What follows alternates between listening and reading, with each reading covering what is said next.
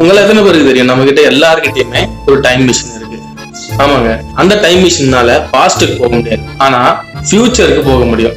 So நீங்க ஃபியூச்சருக்கு போறதுக்கு முன்னாடி, ஐ மீன் நெக்ஸ்ட் செகண்ட் நெக்ஸ்ட் மினிட்டுக்குள்ள போறதுக்கு முன்னாடி நீங்க பண்ண போற ஒரு செயல்னால என்ன விளைவு வரப்போகுது அப்படிங்கிறத நீங்க அனலைஸ் பண்ணி பண்ணீங்கன்னா, நீங்க நெக்ஸ்ட் போய் அந்த ஃபியூச்சர் பாஸ்ட் ஆகும்போது நீங்க அந்த டைம் மிஷின்ல கரெக்டான ஒரு வேலையை பார்த்துட்டு தான் வந்திருக்கீங்க அப்படிங்கிறது ஃபியூச்சர் சொல்லும். கரெக்டா?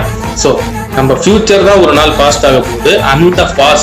அந்த பாஸ்ட்டை மாத்திர டைம் மிஷின் நம்ம எல்லாருக்கிட்டையுமே இருக்கு. ஸோ அதனால எப்பயுமே ஒரு செகண்ட் நீங்க முன்னாடி போகும்போதும் நீங்க எடுத்து வைக்கிற அடியில ஒரு செகண்டுக்கும் ஒரு கவனம் தேவைங்கிறத சொல்ல வந்தேன், வேற ஒன்றும் இல்லை. That's what I'm saying. They are all having one time machine. So அந்த டைம் மிஷினை பார்த்து பக்குவமா உபயோகிச்சோம் அப்படின்னா நம்ம ஃபியூச்சர் வேற லெவல்ல இருக்கும்.